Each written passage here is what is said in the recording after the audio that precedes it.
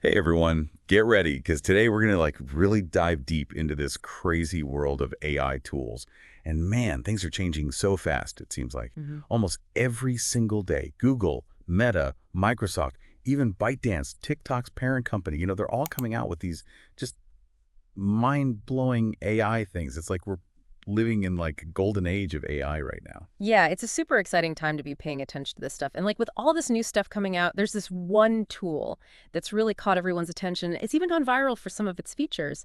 Google's NotebookLM. Oh yeah, NotebookLM's audio overviews, where it hmm basically makes like a little podcast for your documents, have totally blown up online. But today, we're going way beyond just the hype, beyond like those basic summaries. We're going to get into like the real nitty-gritty of how NotebookLM can actually totally change how you learn and do research. And that's where our guest comes in, AI expert Alex McFarland.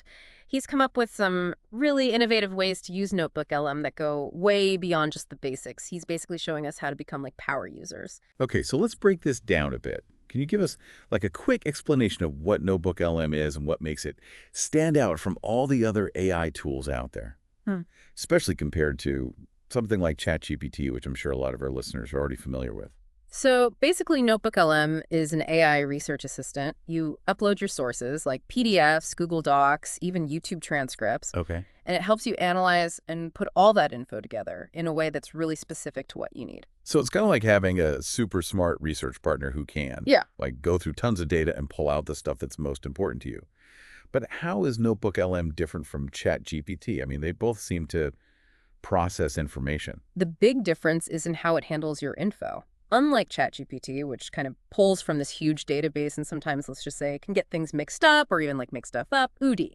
NotebookLM only uses the content that you give it. It's all about being accurate and sticking to what's in your sources. Okay, that makes sense. Keeping the AI like grounded in your sources seems super important, especially if you're working with research or anything where you really need to be accurate. Nobody wants those AI gone wild scenarios we keep hearing about. For sure. It's all about using AI's power, but making sure you have control and you know what's happening the whole time. You're the one guiding the analysis. Right, speaking of guiding the analysis, we mentioned those audio overviews earlier. Yeah. How did those fit in with everything else NotebookLM can do? That seems like a pretty unique feature. Think of it this way.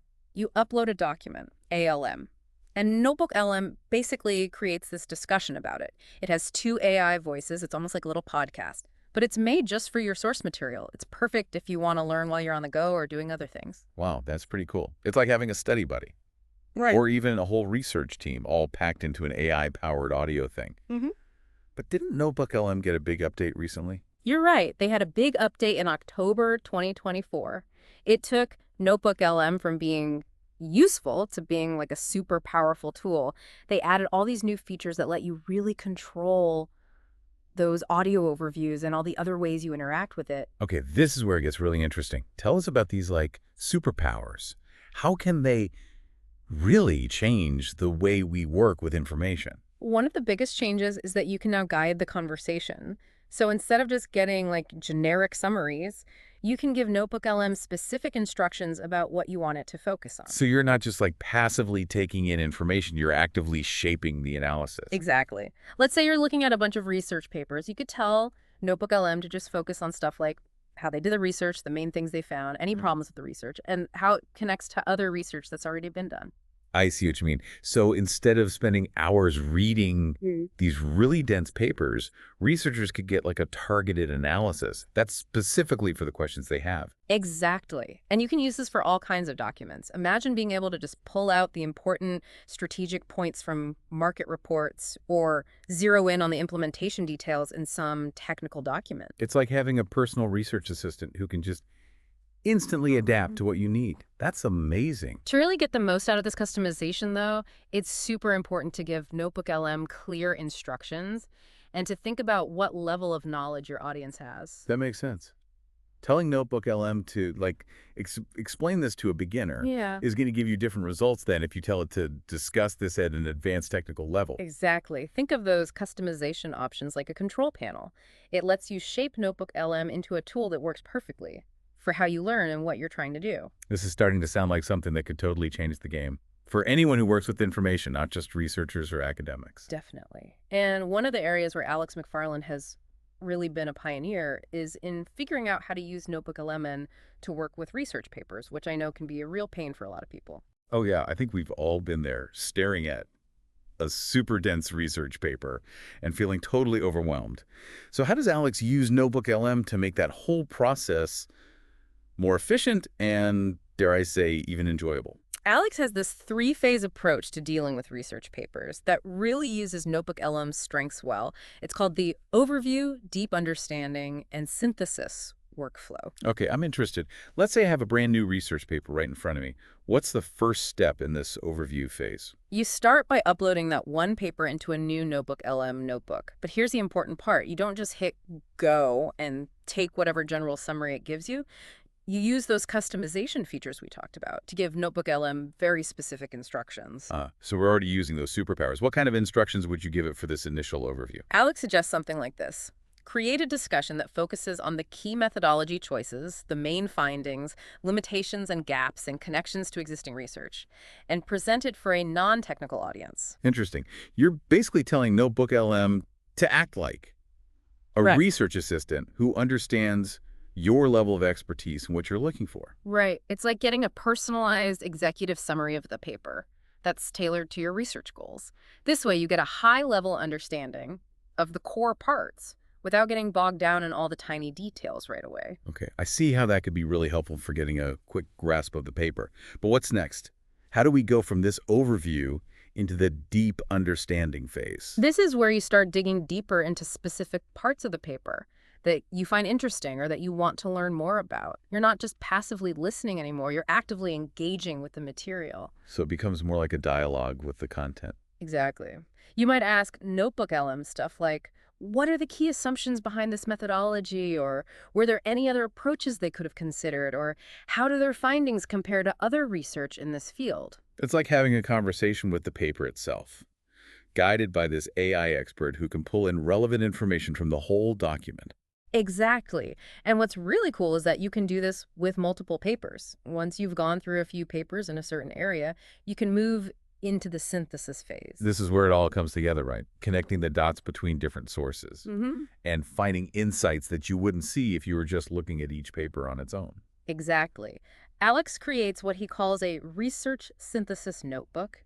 He uploads 2 or 3 papers that are closely related and then gives NotebookLM specific instructions for analyzing them together. So instead of summarizing each individual paper, Yeah. you're asking NotebookLM to be like a meta-researcher, comparing and contrasting different viewpoints. What kind of instructions would you give it for this synthesis phase? Something like compare and contrast these papers' approaches and findings. Identify any patterns, contradictions, or gaps that could inform future research. That's really interesting. It's like you're guiding NotebookLM to not only analyze the existing research, but also to point out potential new areas to explore. And it's surprisingly good at it. It can find subtle connections between papers that you might miss, highlight places where the findings of different studies seem to disagree with each other, and even suggest promising research directions that weren't clearly stated in any of the individual papers. Wow, that's taking research to a whole new level. It's like having an AI research team working behind the scenes Yeah. to connect all the dots and show you those hidden patterns. But what about other types of content? You mentioned YouTube videos before. That's right. This workflow works incredibly well for research papers, but Alex is always saying that it's just as useful for processing other types of information too, like YouTube videos, which I know a lot of people have trouble with. Oh, absolutely. There's so much good content on YouTube, but it can feel like it's impossible to keep up with it all, let alone actually figure out the key takeaways from all the different videos. The problem is we often end up just passively watching one video after another without really connecting the ideas or figuring out those deeper insights. That's where NotebookLM's ability to work with YouTube transcripts comes in. Okay, so walk me through this YouTube synthesis workflow. How do we go from a bunch of random videos to a more focused learning experience? Instead of watching videos one after the other, you upload links from a few different creators into NotebookLM, and then you tell it to make a discussion that combines those different perspectives. And just like with the research papers, the key is to use specific instructions to guide the analysis. So you're not just getting a summary of each video, but a discussion that brings together the main points from multiple sources. That's really cool. For example, let's say you're trying to really understand AI agents. You could tell NotebookLM, create a comprehensive discussion about AI agents.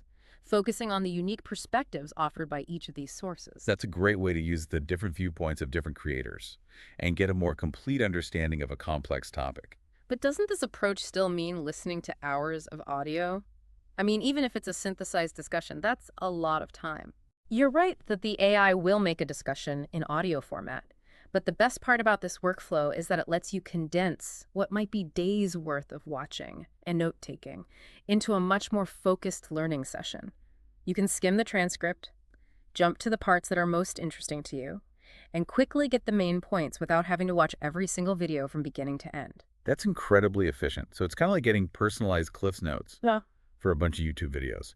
But it's not just summarizing, right? It's actually finding connections and patterns across different creators. You're absolutely right. And that's what makes NotebookLM so powerful.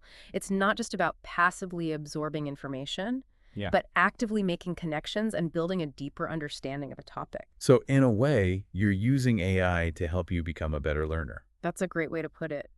And the amazing thing is that these workflows we've been talking about are just the beginning. There's so much more you can do with NotebookLM. Wait, there's even more. I feel like we've already uncovered a ton of amazing features and possibilities. That's the beauty of it. NotebookLM is a tool that encourages exploration and experimentation. Alex always says that the workflows he's developed are just starting points, not strict rules. So the real power is in finding your own unique ways to use NotebookLM. It's about pushing the limits and seeing what this tool can really do. Yeah, that's what I love about playing around with all these AI tools. It feels like we're always finding new things they can do, new ways to learn and create. It is a fast-changing world, and I think the key is to just always be learning and experimenting, not be afraid to try something new and see what happens. I'm with you on that. Alex actually makes a really good point in his guide. He says that just following tutorials isn't enough if you really want to. Yeah. Stay ahead of the game with AI. You need to just jump in, get your hands dirty, and have those aha moments that come from trying to push the limits of what's possible. I love that. He's all about encouraging people to try mixing different sources, experiment with different customization settings, and just see where their curiosity takes them. It's like we're all explorers, right? Charting a course through this uncharted territory of AI. And the most exciting discoveries are usually the ones we make ourselves. Exactly. And think about the potential. Alex is really excited about combining different types of sources.